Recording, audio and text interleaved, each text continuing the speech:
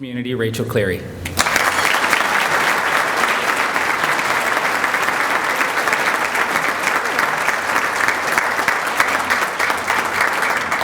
Good morning. So 5 years ago, before I moved out of my parents' home, I never would have dreamed being part of a varsity basketball team could teach me as much as it has about life, teamwork, persistence, and relationships. I've been a part of a team for my entire life, but being here at UNB has given me so many more opportunities to learn and grow than I ever could have imagined. My first year was quite the leap of faith. Moving from Ontario to Fredericton, I was pretty naive about what the next 5 years would bring and the test of independence I would face, being so far away from home. People say the CIS is faster and more physical than high school basketball, but as a kid, I just didn't understand. Once I got to UNB and began practicing, it didn't take long for me to realize I had a lot to learn. Coach Speedy and the veteran players on the team were quick to let me know when I was doing something wrong and how much I needed to learn. I clearly remember being very confused the day I learned we were supposed to have a first post. I was supposed to try and get the defensive rebound and be the first one down the floor. This concept shocked me. As first year went on, the team as a whole struggled. We didn't have the best record, but I began feeling like I was capable of competing at this level, and I'd hoped that the team would get better. My first year taught me to have patience in my development and belief in myself. There were days of doubt, but believing that I could become a contributor for the Varsity Reds allowed me to keep pushing forward. My second year did not see the team's success on the court that we had hoped for, but personally, I felt like I had found my stride and was beginning to see the results of hard work. As the team continued to struggle throughout the year, team chemistry became a problem. Coach Speedy always talks about how important team chemistry is, and it became clear on the court that we didn't have it. Encountering many different personalities is something everyone will face in life, whether you're an athlete or not. Learning to accept other people's differences is extremely important. But there was something for us that just wasn't clicking, and that became glaringly obvious as the year went on. During my second year, I was very unhappy and had not yet created the support group at UNB to talk about my difficulties and frustrations.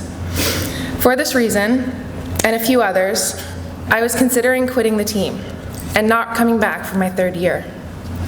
I began to think that maybe I chose the wrong school. Not giving up and pressing on through this year while continuing at UNB may have been one of the best decisions I could have made. Although there are days that I was in tears and didn't think I could do it, I would not trade any of it in for an easier ride. It is from these challenges that I learned not to quit or give up on my dreams, because if I had, I would have missed a lot. When I came back for my third year, a couple players left the team and the team dynamics began to change. Through the hardships our team faced, we continued pushing ourselves to get better, which allowed us to strive to become a team. Without that hard work and dedication, the team could have taken a very negative turn. It was a good feeling to be headed in a positive direction. However, now we had to learn an entire new system, and people had to step up in ways they didn't expect. The team did, however, begin to click, and in third year, I learned just how right Coach Speedy was when he spoke about the importance of team chemistry. It was clear on and off the court that this team was going somewhere. We all stopped thinking individually and began putting the team first. Personally, I believe it was by the end of this year that we began on the journey towards the team that is here today. When you find the right group of teammates, great things can happen. Coming into my fourth year, I had very high expectations.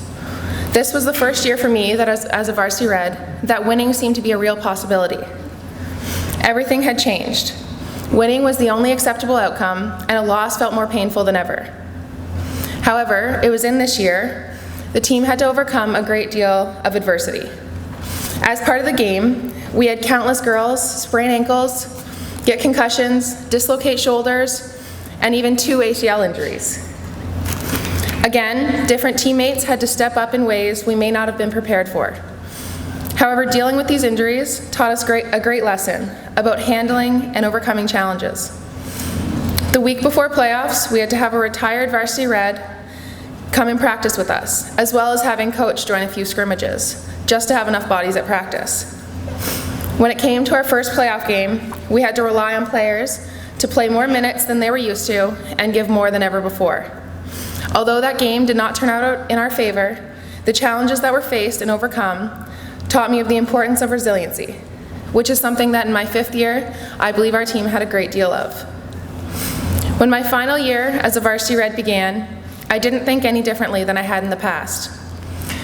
I knew we had a strong team with a great group of girls, and we wanted an AUS championship. For the majority of first semester, that was all I thought about, getting to that final game and being ready to play so we could go to the Nationals as AUS champs, not the host team.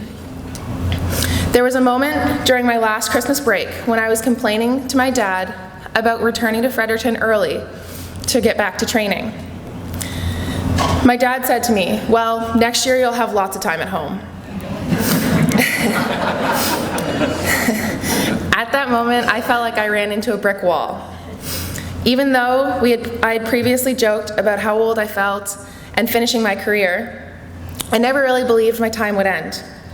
I had about 3 months left to play the game I loved and had been playing for most of my life. So when I came back to Fredericton from Christmas break, I really began cherishing the little moments so much more.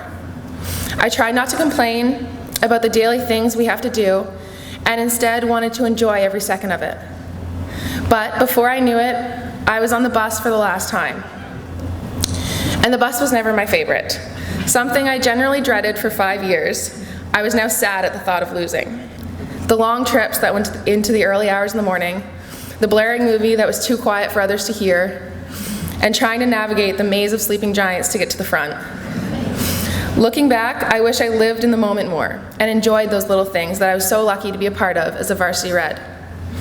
So for anyone who is here today and may one day become a varsity athlete, or to my teammates who have time left, my biggest piece of advice is enjoy the ride.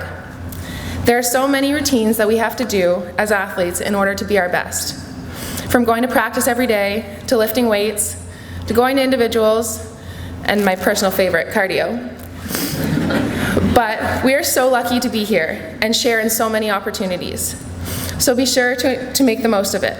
Enjoy the two-a-days and the long bus rides, because the better attitude you have about those things, the more you will get out of each and every day. And believe me, time will be gone before you know it. The sense of community that I have found within the city of Fredericton is something that very few people get to feel. There are 47 CIS women's basketball teams in Canada, and I'm sure other cities take pride in their schools. But the support that is given here is something that I believe is very rare. The community here in Fredericton made moving from Ontario so much easier. I felt comfortable, at home, and part of a family. Countless times I've had people stop me and congratulate me on a game, or tell me how great the team is doing and that they're proud of us. And I will always have chills from hearing the fans chant defense during our game against McGill. I believe that the wins and losses will fade away, but the feeling that this community has given me is something I'll cherish forever. It is that sense of community and support that I will miss the most from being a V-Red. As far back as I can remember, I have been a part of a team and have identified myself through that. Now that I have lost that identification, it seems like I'm a different person. But I have faith in knowing that our seniors this year left our mark and have helped lead this team in a positive direction. After we lost in the semifinals of the AUS, Coach Speedy said to us that when this team wins an AUS championship, Kylie, Chelsea, and I will have had something to do with that. Having been a part of something that is bigger than myself was an amazing experience, and I truly believe that in the very near future, UMB will bring back an AUS banner. So, to the City of Fredericton, thank you for your amazing support in our good years and bad.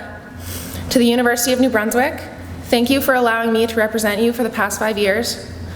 To Coach Speedy, you have not only made me a better basketball player, but a better person, and I'll forever be grateful for that. And finally, to my teammates, thank you for being the most amazing, outgoing, hilarious bunch of weirdos a person could ask for. You made this experience truly one of a kind, and I'm going to miss going to battle with all of you every day. And next year, when you guys win an AUS championship, send me a hat.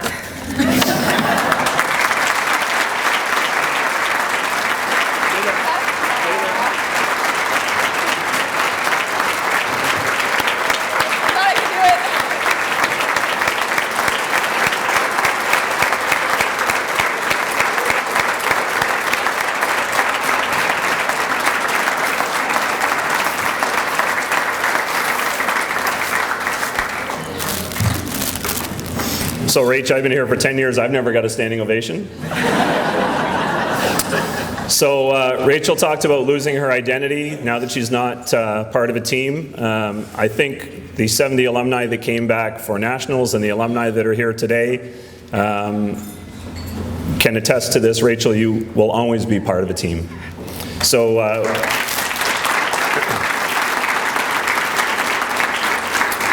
I have the infamous beautiful scarf that our alumni gets, and it seemed like an appropriate time to give Rachel hers. So Rachel, thanks very much.